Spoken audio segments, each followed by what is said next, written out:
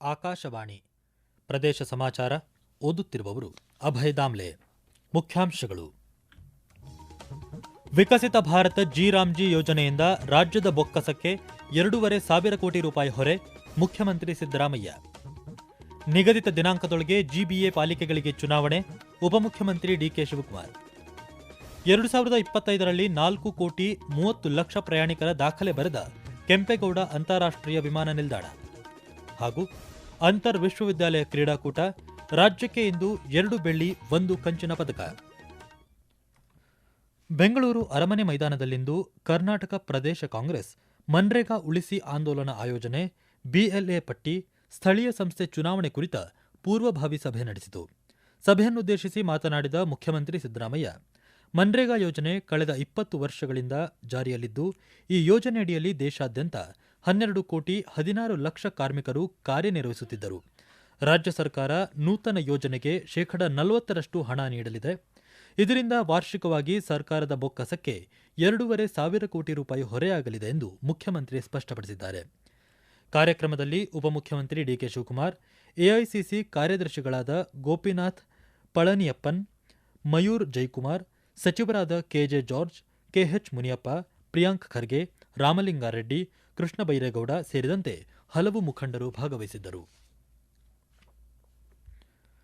ವಿಕಸಿತ Bharat G ಕಾಯ್ದೆ ಜಾರಿಗೊಳಿಸಿರುವ ಸಂಬಂಧ ಚರ್ಚಿಸಲು ಹಾಗೂ ಜಂಟಿ ಅಧಿವೇಶನ ನಡೆಸಲು ನಾಳೆ ಮುಖ್ಯಮಂತ್ರಿ ಸಿದ್ದರಾಮಯ್ಯ ನೇತೃತ್ವದಲ್ಲಿ ವಿಶೇಷ ಸಚಿವ ಸಂಪುಟ ಸಭೆ ನಡೆಯಲಿದೆ.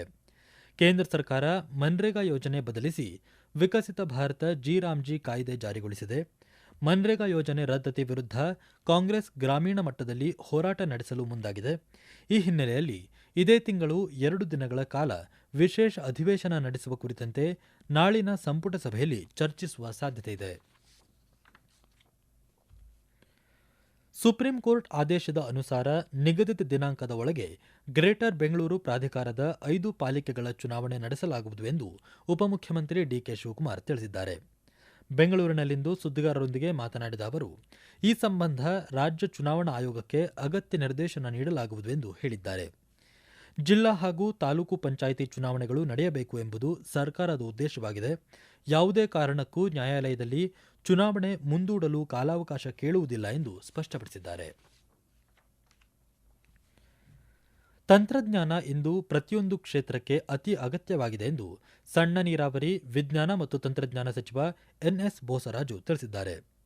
ಬೆಂಗಳೂರಿನಲ್ಲಿಂದು ಪ್ರೊಫೆಸರ್ ಯುಆರ್ ರಾವ್ ವಿಜ್ಞಾನ ಭವನದಲ್ಲಿ ಕರ್ನಾಟಕ ವಿಜ್ಞಾನ ಮತ್ತು ತಂತ್ರಜ್ಞಾನ ಅಕಾಡೆಮಿ, ವಿಜ್ಞಾನ ಮತ್ತು ತಂತ್ರಜ್ಞಾನ ಇಲಾಖೆಯಿಂದ ಏರ್ಪಡಿಸಲಾಗಿದ್ದ ಕರ್ನಾಟಕ ಸರ್ಕಾರ ಪ್ರಶಸ್ತಿ ಮತ್ತು ಫೆಲೋಶಿಪ್ ಪ್ರದಾನ ಸಮಾರಂಭ ಉದ್ಘಾಟಿಸಿ ಅವರು ಮಾತನಾಡಿದರು. ರಾಜ್ಯದಲ್ಲಿನ ವಿವಿಧ ಇಲಾಖೆಗಳಿಗೆ ಉನ್ನತ ಮಟ್ಟದಲ್ಲಿನ ತಂತ್ರಜ್ಞಾನದ ಅವಶ್ಯಕತೆ ಇದೆ ಎಂದು ಹೇಳಿದರು.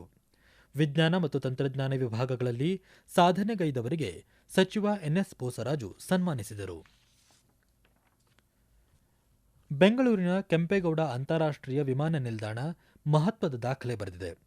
2025ರಲ್ಲಿ 4,30,00,000 ಪ್ರಯಾಣಿಕರು ಓಡಾಟ ನಡೆಸಿದ್ದು ಜಾಗತಿಕ ಮಟ್ಟದಲ್ಲಿ ಮೆಚ್ಚುಗೆಗೆ ಪಾತ್ರವಾಗಿದೆ. ಈ ಮೂಲಕ ಪ್ರಯಾಣಿಕರ ಸಂಖ್ಯೆಯಲ್ಲಿ 8% ಹೆಚ್ಚಳವಾಗಿದೆ. 2025 ನವೆಂಬರ್ 23ರಂದು 1,37,317 ಪ್ರಯಾಣಿಕರು ಬೆಂಗಳೂರಿನಿಂದ ತೆರಳುವ ಮೂಲಕ ದಾಖಲೆ ನಿರ್ಮಿಸಿದೆ. 2025ರ ಅಕ್ಟೋಬರ್ 19ರಂದು ಗರಿಷ್ಠ 837 ಏರ್ ಟ್ರಾಫಿಕ್ ಮೂವ್ಮೆಂಟ್ಗಳಾಗಿದ್ದು 5,20,985 ಟನ್ಗಳನ್ನು ನಿರ್ವಹಿಸಿದೆ. ಈ ವಿಮಾನ ನಿಲ್ದಾಣವು 5 ದೇಶೀಯ ಮತ್ತು 5 ಅಂತಾರಾಷ್ಟ್ರೀಯ ಸೇರಿ ಒಟ್ಟು 10 ಹೊಸ ಮಾರ್ಗಗಳನ್ನು ಸೇರಿಸಿಕೊಂಡಿದೆ. ಪ್ರದೇಶ ಸಮಾಚಾರ ಕೇಳುತ್ತಿದ್ದೀರಿ.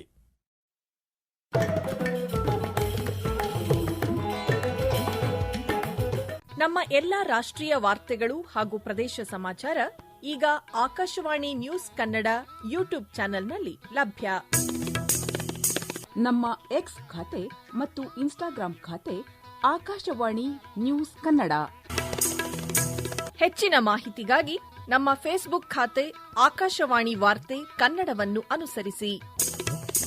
ನಿಖರ, ನೈಜ ಹಾಗೂ ವಿಶ್ವಾಸಾರ್ಹ ಸುದ್ದಿಗಾಗಿ ಕೇಳಿ ಆಕಾಶವಾಣಿ ವಾರ್ತೆಗಳು.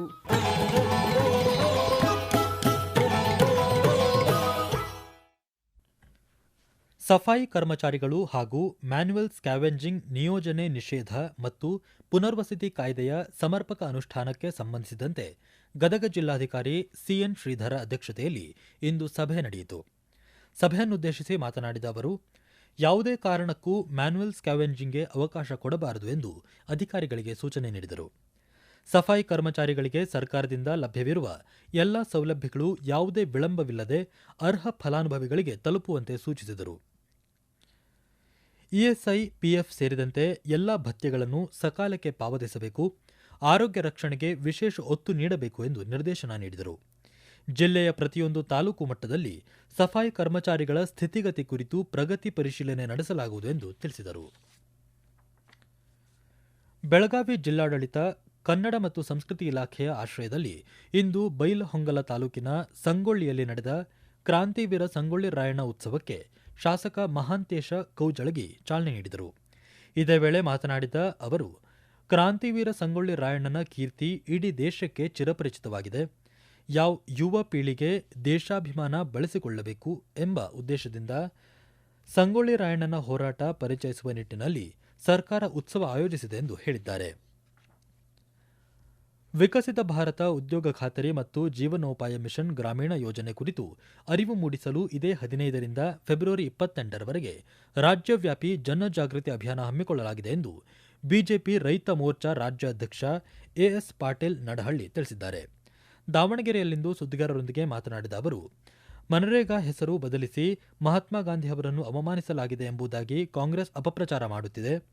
ಯೋಜನೆಯ ವಾಸ್ತವ ತಿಳಿಸುವ ಸಲುವಾಗಿ ಜಿಲ್ಲಾ ಮಟ್ಟದಲ್ಲಿ ಸಮಾವೇಶ ನಡೆಸಲು ನಿರ್ಧರಿಸಲಾಗಿದೆ ಎಂದು ಹೇಳಿದ್ದಾರೆ.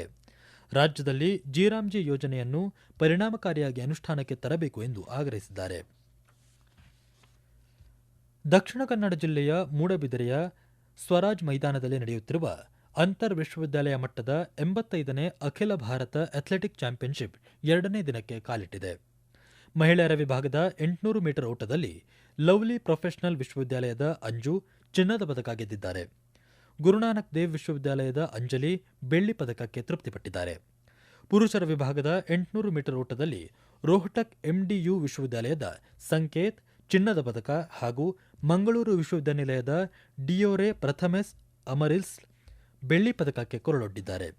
ಪುರುಷರ ವಿಭಾಗದ 20 ಕಿಲೋಮೀಟರ್ ನಡಿಗೆಯಲ್ಲಿ ಬೆಂಗಳೂರು ನಗರ ವಿಶ್ವವಿದ್ಯಾಲಯದ ದಶರಥ ಸಿಂಗ್ ತಲ್ವಾರ್ ಕಂಚಿನ ಪದಕ ಪಡೆದಿದ್ದಾರೆ. ಮಹಿಳೆಯರ ವಿಭಾಗದ 20 ಕಿಲೋಮೀಟರ್ ನಡಿಗೆಯಲ್ಲಿ ಸಾವಿತ್ರಿಬಾಯಿ ಫುಲೆ ಪುಣೆ ವಿಶ್ವವಿದ್ಯಾಲಯದ ಚೌಧರಿ ಗಾಯತ್ ಗಣೇಶ್ ಪ್ರಥಮ ಸ್ಥಾನ ಗಳಿಸಿದ್ದಾರೆ. ಪುರುಷರ ವಿಭಾಗದ 100 ಮೀಟರ್ ಓಟದಲ್ಲಿ ಭಾರತಿಹಾರ್ ವಿಶ್ವವಿದ್ಯಾಲಯದ ಕರಣ್ ಬಿ ಚಿನ್ನ ಹಾಗೂ ಧಾರವಾಡ ವಿಶ್ವವಿದ್ಯಾಲಯದ ಪ್ರಸನ್ನ ಕುಮಾರ್ ಮನ್ನೂರು ಬೆಳ್ಳಿ ಪದಕ ಪಡೆದಿದ್ದಾರೆ. ಸಾರ್ವಜನಿಕ ಕುಂದುಕೊರತೆ ಸಭೆಯಲ್ಲಿ ಸ್ವೀಕೃತವಾಗಿರುವ ಅರ್ಜಿಗಳಿಗೆ ಸಂಬಂಧಿಸಿದಂತೆ ನಿಯಮಾನುಸಾರ ಕ್ರಮ ವಹಿಸಿ ಜಿಲ್ಲಾ ಪಂಚಾಯತ್ಗೆ ವರದಿ ಸಲ್ಲಿಸುವಂತೆ ಮಂಡ್ಯ ಜಿಲ್ಲೆಯ ಎಲ್ಲ ತಾಲೂಕು ಪಂಚಾಯತ್ ಕಾರ್ಯನಿರ್ವಾಹಕ ಅಧಿಕಾರಿಗಳಿಗೆ ಜಿಲ್ಲಾ ಪಂಚಾಯತ್ ಮುಖ್ಯ ಕಾರ್ಯನಿರ್ವಹಣಾಧಿಕಾರಿ ನಂದಿನಿ ತಿಳಿಸಿದ್ದಾರೆ.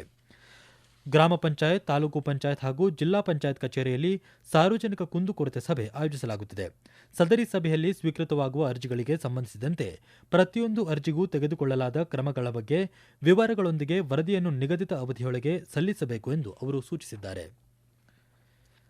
ಇದೇ 26ರಂದು ಗಣರಾಜ್ಯೋತ್ಸವವನ್ನು ಅರ್ಥಪೂರ್ಣವಾಗಿ ಆಚರಿಸಲು ಅಗತ್ಯ ಸಿದ್ಧತೆಗಳನ್ನು ಕೈಗೊಳ್ಳುವಂತೆ ಅಧಿಕಾರಿಗಳಿಗೆ ಜಿಲ್ಲಾಧಿಕಾರಿ ಡಾ ಎಂಆರ್ ರವಿ ಸೂಚಿಸಿದ್ದಾರೆ. ಪೂರ್ವಭಾವಿ ಸಭೆಯ ಅಧ್ಯಕ್ಷತೆ ವಹಿಸಿ ಮಾತನಾಡಿದ ಅವರು, ಬೆಳಗ್ಗೆ 7 ಗಂಟೆಗೆ ನಗರದ ಕ್ಲಾಕ್ ಟವರ್ನಲ್ಲಿ ಧ್ವಜಾರೋಹಣ ನಡೆಯಲಿದೆ. 9 ಗಂಟೆಗೆ ನಗರದ ಜಿಲ್ಲಾ ಕ್ರೀಡಾಂಗಣದಲ್ಲಿ ಜಿಲ್ಲಾ ಉಸ್ತುವಾರಿ ಸಚಿವರು ಧ್ವಜಾರೋಹಣ ನೆರವೇರಿಸಲಿದ್ದಾರೆ ಎಂದು ತಿಳಿಸಿದ್ದಾರೆ. ಕೊನೆಯಲ್ಲಿ ಮತ್ತೊಮ್ಮೆ ಮುಖ್ಯಾಂಶಗಳು. ವಿಕಸಿತ ಭಾರತ ಜಿರಾಮ್ಜಿ ಯೋಜನೆಯಿಂದ ರಾಜ್ಯದ ಬೊಕ್ಕಸಕ್ಕೆ 2,500 ಕೋಟಿ ರೂಪಾಯಿ ಹೊರೆ, ಮುಖ್ಯಮಂತ್ರಿ ಸಿದ್ದರಾಮಯ್ಯ. ನಿಗದಿತ ದಿನಾಂಕದೊಳಗೆ ಜಿಬಿಎ ಪಾಲಿಕೆಗಳಿಗೆ ಚುನಾವಣೆ, ಉಪಮುಖ್ಯಮಂತ್ರಿ ಡಿಕೆ ಶಿವಕುಮಾರ್. 2025ರಲ್ಲಿ 4,30,00,000 ಪ್ರಯಾಣಿಕರ ದಾಖಲೆ ಬರೆದ ಕೆಂಪೇಗೌಡ ಅಂತಾರಾಷ್ಟ್ರೀಯ ವಿಮಾನ ನಿಲ್ದಾಣ. ಹಾಗೂ ಅಂತರ್ ವಿಶ್ವವಿದ್ಯಾಲಯ ಕ್ರೀಡಾಕೂಟ, ರಾಜ್ಯಕ್ಕೆ ಇಂದು 2 ಬೆಳ್ಳಿ 1 ಕಂಚಿನ ಪದಕ. ಇಲ್ಲಿಗೆ ವಾರ್ತಾ ಪ್ರಸಾರ ಮುಕ್ತಾಯವಾಯಿತು. ನಮ್ಮ ಮುಂದಿನ ವಾರ್ತಾ ಪ್ರಸಾರ ಸಂಜೆ 6:40 ನಿಮಿಷಕ್ಕೆ.